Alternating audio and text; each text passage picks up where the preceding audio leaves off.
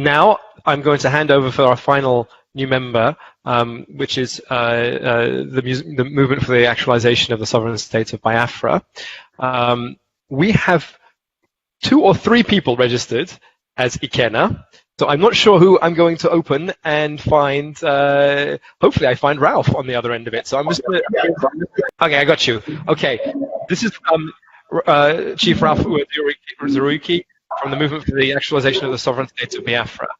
One thing I want to just do as a bit of introduction is talk a little bit about how very important the chief is towards the non-violent movement in Biafra.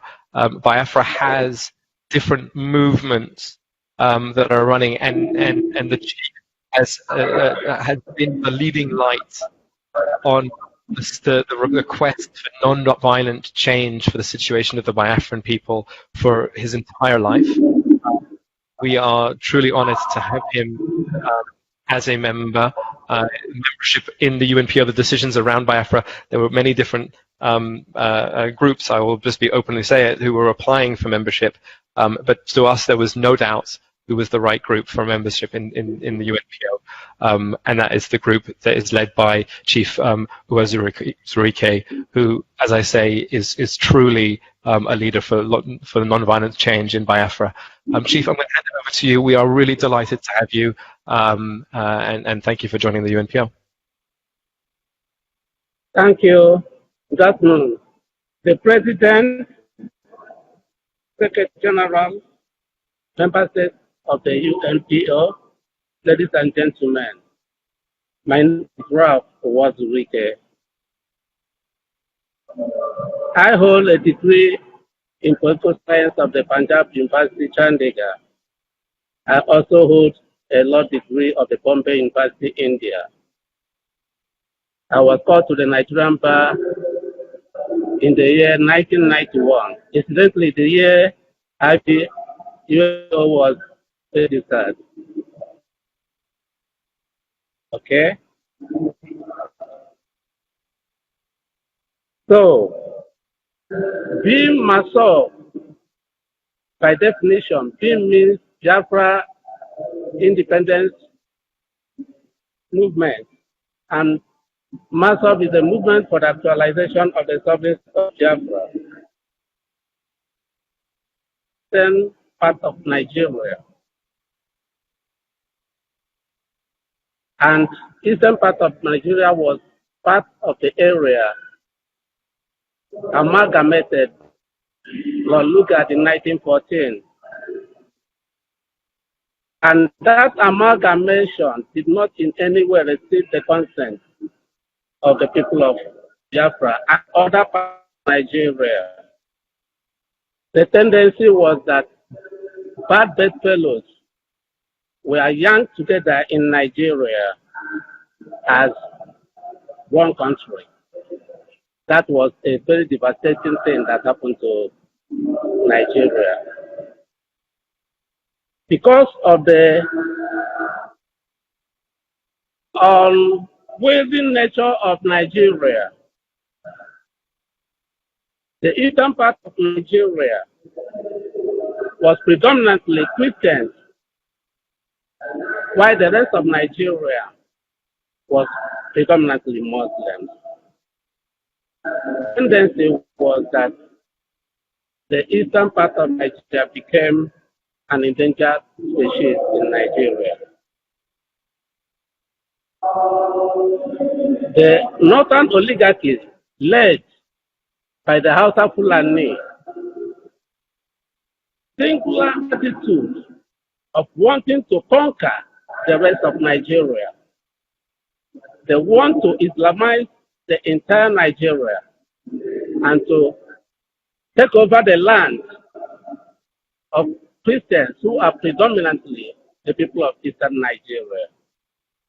This they do by force and by killing of our people in all the northern states of Nigeria, including even the southwest. The tendency is that the lives and property of our people are not secured in Nigeria. In 1966, there was a thunderer of attack on the people of eastern Nigeria. All our citizens in the northern states of Nigeria and even in the western region were slaughtered. Most of our citizens living in their areas were slaughtered.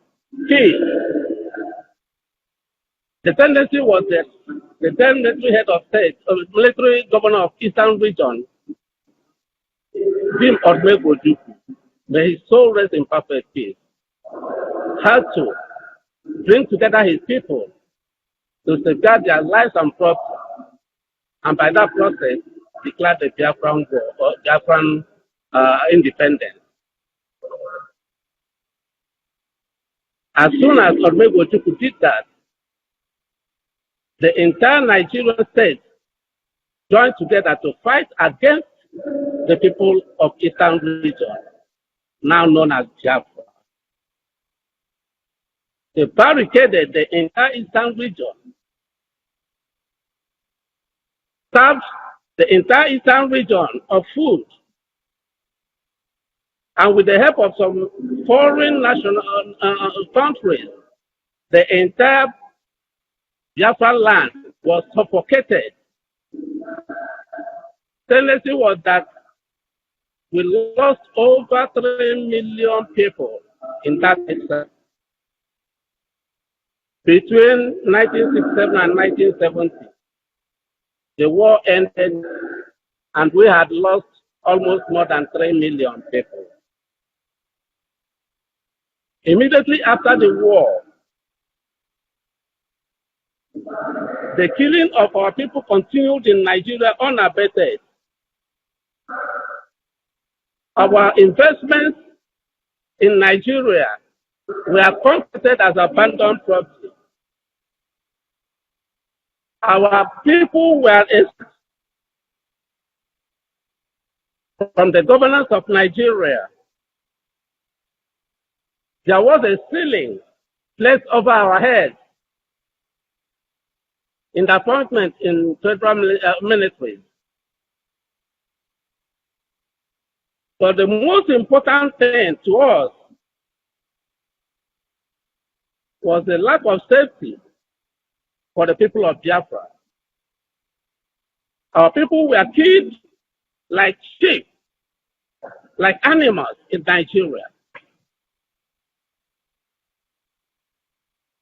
We were excluded from anything governance in Nigeria. So by 1999, we were constrained to form the movement for the actualization of the sovereign state of Biafra. Because all the issues that brought about the 1967 to 1970 uprising in Nigeria never abated. So we floated an organization that takes time to see the way our people come out of Nigeria without resorting to violence or war.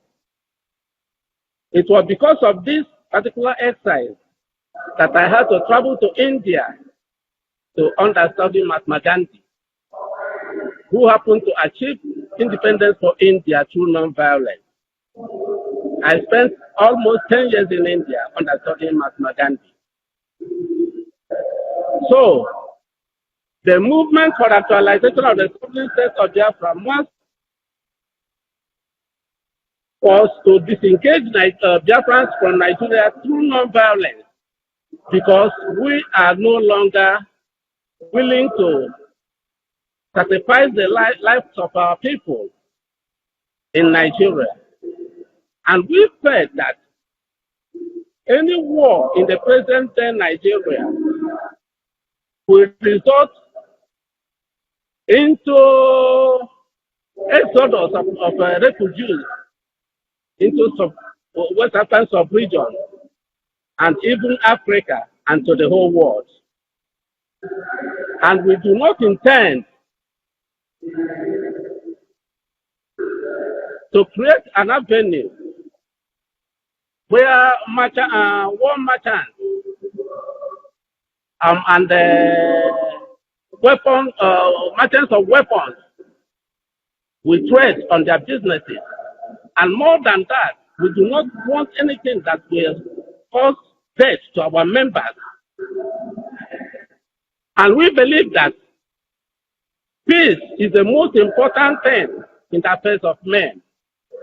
And that even if we resort to war, many people will die, many of our members will die. And at the end of the day, we must come around the table conference for peace. I feel that instead of resorting to war and coming back to peace, we pursue the line of peace right from the word go. So that was the essence of floating muscle in 1999. But since we finished floating muscle, still the danger has not been abated. Our people are still being killed in Nigeria every other day. You can understand that recently, some years ago, there was the Boko Haram in Nigeria. There was also the Fulani herdsmen. The essence of all these organizations were to undermine our people, to kill our people, and to take our land. So, what do we do? Where the terrorists who are Boko Haram are being sponsored by the federal government, and the same federal government is the one encouraging Fulani cattle herdsmen to come to our place, the Biafra land, to rape our women, to kill our people, to devastate our farmland, and to take away our land. And we need to look and to ask, does it mean that non-violence movement is no more or no longer recognized in the whole world? Must we be pushed to war by all means? The Biafra movement, headed by me, many other factions, all these factions, majority of them are not there. These factions were segments of pastors who went out and formed their own organization. But recently, the government of Nigeria clamped down on most of these non-violent organizations.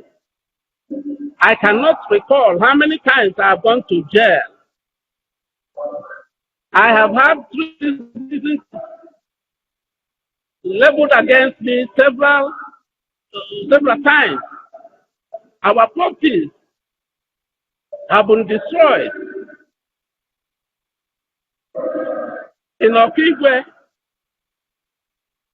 our headquarters was burnt by the federal government. That the debris of the house is still in Okigwe today. And we feel, and we are glad today that we are members UNPO. The essence of joining the UNPO is to let the world know or hear our voice. And we believe that through the UNPO also, our rights will be safeguarded. We know that some former members of the UNPO have today gained independence and joined the United Nations organization. And we believe that in their future, in a very near future, through the help of God, Biafra will also be a member of the United Nations organization. I am very thankful to the UNPO for considering our application. I am also very happy that today the world is hearing us. We plead and pledge that we continue to respect all the rules and regulations of the UNPO, and that we are going to be a fruitful member of the UNPO. And I think by the grace of God, our prayers will be heard. Thank you very much. Thank you very much.